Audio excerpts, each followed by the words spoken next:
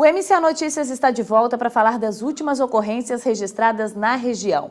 2 assaltantes foram mortos pela Polícia Militar na SC 414 entre Penha e Piçarras. De acordo com os policiais, as vítimas tinham acabado de assaltar uma relojoaria em Itajaí. O assalto foi por volta das 11 horas da manhã de ontem no bairro Cordeiros. Em seguida, os 3 suspeitos fugiram pela BR-101 e foi montado um cerco aos criminosos. Na SC 414, entre Penha e Piçarras, eles foram abordados. Os 3 deixaram o carro em que estavam e que havia sido tomado em assalto no dia 27 de julho, em Penha, e fugiram a pé. Eles chegaram a invadir algumas casas durante a fuga. Houve confronto com a polícia militar e 2 dos 3 suspeitos acabaram mortos. O terceiro foi preso e encaminhado para a delegacia de Piçarras. Pela versão oficial, 2 dos 3 bandidos teriam enfrentado a polícia. Já parentes e vizinhos afirmaram que os jovens foram executados. Os donos da relojoaria ainda não informaram o valor dos objetos roubados. E a Polícia Civil de Itajaí apresentou agora de manhã 2 suspeitos de serem os autores do duplo homicídio registrado no fim de semana. Um deles é Osmar José Teixeira Júnior, o Júnior Pimenta, bem conhecido em Camboriú por seu envolvimento político. De acordo com o delegado Celso Pereira de Andrade, que investiga o caso, ele seria o mandante do crime que terminou na morte de Leonardo de Sá Rodrigues, de 26 anos, e de Alexander Bernardes, de 27. Entenda melhor na reportagem. O mandante confesso do crime é este homem que esconde o rosto. Ele é conhecido por Juninho Pimenta e seria namorado de um funcionário do posto de combustíveis que Leonardo de Sá Rodrigues era gerente em Camboriú. O suposto namorado teria se envolvido com Leonardo. O suposto mandante já planejava a morte do gerente do posto e foi procurado por Josiane Gonçalves, de 22 anos, sobre a constante afirmativa de que um assalto era programado contra o administrador do estabelecimento.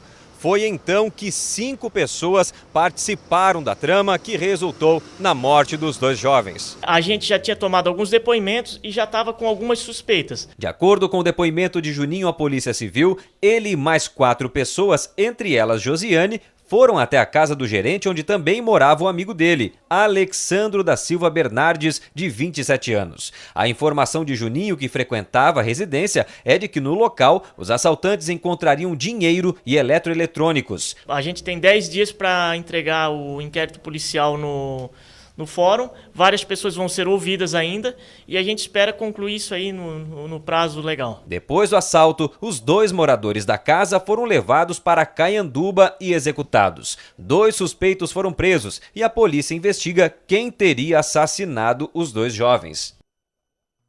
E um funcionário da Defesa Civil de Camboriú foi preso em flagrante na madrugada de hoje por tentativa de furto. De acordo com a polícia, o motorista arrombou uma policlínica no centro da cidade e estava tentando fugir com uma televisão, entre outros aparelhos, quando foi flagrado. Ele foi encaminhado para a delegacia do bairro Monte Alegre. O motorista vai ser transferido ainda hoje para uma unidade prisional. E olha só essa notícia, a polícia apreendeu uma carteira de habilitação vencida há 25 anos em Florianópolis. O flagrante foi uma abordagem de rotina no trecho sul da SC 401. O homem argumentou que estava regularizando o documento, que venceu no dia 13 de abril de 1988. Ou seja, a documentação estava atrasada há 9.210 dias. O veículo com placas de Marechal Rondon, no Paraná, foi liberado depois de ser entregue a uma pessoa devidamente habilitada. E a cozinha do restaurante da AB Celesc, Associação Beneficente dos Empregados da Celesc, que fica na rua Blumenau, em Itajaí, começou a pegar fogo ontem por volta das 10h30 da noite. As chamas se concentraram numa área de 10 metros quadrados, onde tinha uma mesa de granito com aparelhos ligados na energia elétrica. Rapidamente o fogo se espalhou e atingiu o forro de PVC. Os canos de água que passavam por cima da cozinha derreteram e começou um vazamento que, claro, ajudou a controlar as chamas. Os bombeiros foram acionados e finalizaram o combate. Ninguém se feriu.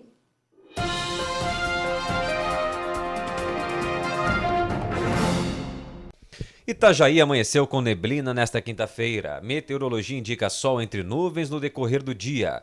A temperatura mínima deve chegar aos 12 graus e a máxima deve ser de 26. Acompanhe no mapa como fica a previsão para outras cidades de Santa Catarina.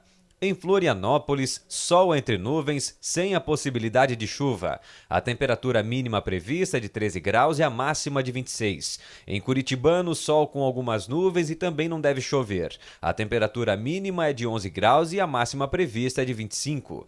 Em Joinville, dia de sol com nevoeiro ao amanhecer. As nuvens aumentam no decorrer da tarde. A temperatura pode chegar aos 12 graus e a máxima em 27. Em Lages, sol com algumas nuvens e a previsão é que não deve chover. A mínima prevista é de 12 graus e a máxima de 25. E você vai ver a seguir, radares eletrônicos voltam a fiscalizar o trânsito de Itajaí.